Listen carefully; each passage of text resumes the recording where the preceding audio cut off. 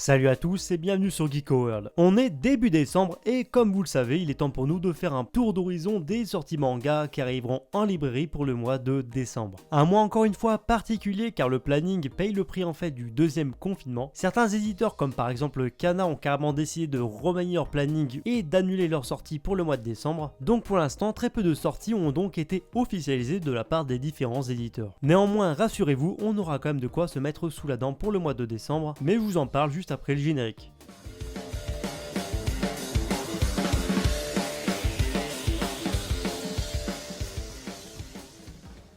Et on commence donc cette émission avec les sorties manga du 2 décembre en librairie. Et ce sera une journée principalement marquée pour les sorties manga chez Delcourt Tonkam, où on pourra retrouver notamment Fantasy Lazy Life et son 16e tome, le tome 3 de Empereur du Japon, le 15e tome de l'édition de luxe de Hikaru no Go, les légendaires Saga tome 3, Maison Ikoku en Perfect Edition et son 5e volume, le 6e tome de la malédiction de Loki, Sacrificial Vote et son 5e tome, et enfin le tome 10 de World End Harem et World End Harem Fantasy, qui quant à lui a eu le droit à son tome 4. Les sorties manga du 3 décembre sont un peu plus nuancées côté éditeur, on a un peu plus de diversité, avec principalement Akata Edition qui proposera Rendez-vous au Crépuscule et son 2e volume, et le tome 2 de Nos Temps Contraires. Auto Edition proposera au mois de décembre une seule et unique sortie, il s'agit de l'artbook consacré à l'adaptation en animé Made in Abyss, donc consacré au design, au background, aux coulisses de production, etc. La journée du 3 décembre sera aussi l'occasion pour Kiyun de nous présenter ses nouveautés, avec par exemple Carnival et son tome 24, le tome 21 de Darwin's Game, le tome 8 des Liens du Sang, le tome 6 de Gigant, et bien sûr le tome 6 du très attendu Jujutsu Kaisen.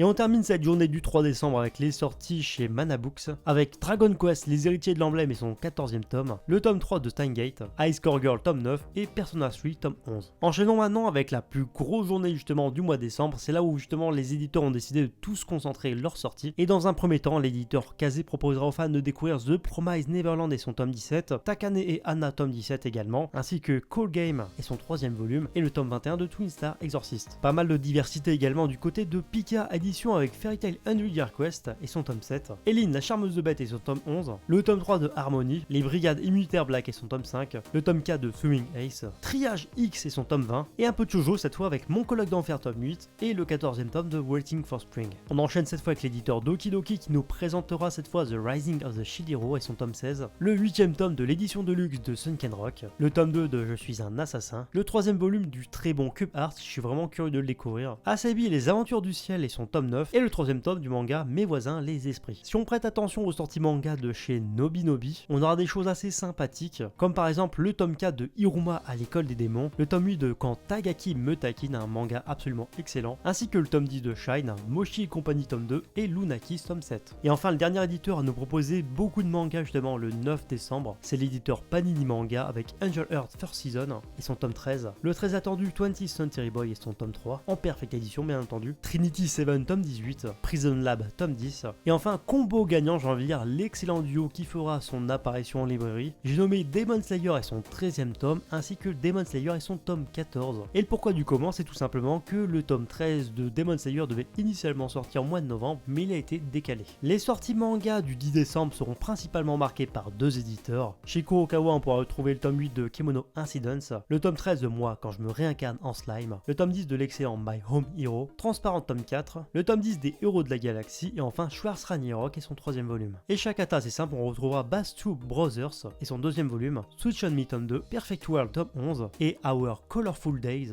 et son 3e tome. En termes de sortie, la journée du 11 décembre sera plutôt intéressante parce que justement on aura le droit à des sorties de plus petits éditeurs, avec par exemple Nazca qui nous proposera Todag Tales of Daemon and Gods et son tome 8, Chato quant à lui nous proposera Dragon Metropolis et son 3e volume, et enfin l'éditeur Manhead nous proposera le 3e tome du manhwa Battle Through the Heavens. Le 17 décembre sera exclusivement réservé aux sorties chez Mehan Edition, et on pourra retrouver par exemple le 7e tome de Tombée du ciel, The Unwanted Undead Adventurer et son tome 3, une nouveauté intitulée Unsung Cinderella, le tome 8 des 7 ninjas Daifu, le tome 3 de Gannibal, le tome 2 de Brisé par ton amour, et enfin on aura le droit également fin, j'ai envie de dire, à une nouvelle vague de tomes de Kingdom avec les tomes 55 à 58 et ça fait plaisir. Avant-dernière date de cette émission, c'est le 29 novembre, uniquement marqué par des sorties manga chez Delcourt Tonkam, et sortira ce jour-là Food Wars l'étoile, donc le spin-off de Food Wars et son 8ème volume, le tome 11 de Infection, le premier tome d'une nouveauté intitulé L'homme qui tua Nobunaga, le tome 2 de Super X-Rose, et enfin on pourra retrouver le tome 25 de Yamada-kun and the Seven Witches. Ce qui nous mène donc à la dernière date de cette émission, le 30 décembre, où on aura vraiment 3 nouveautés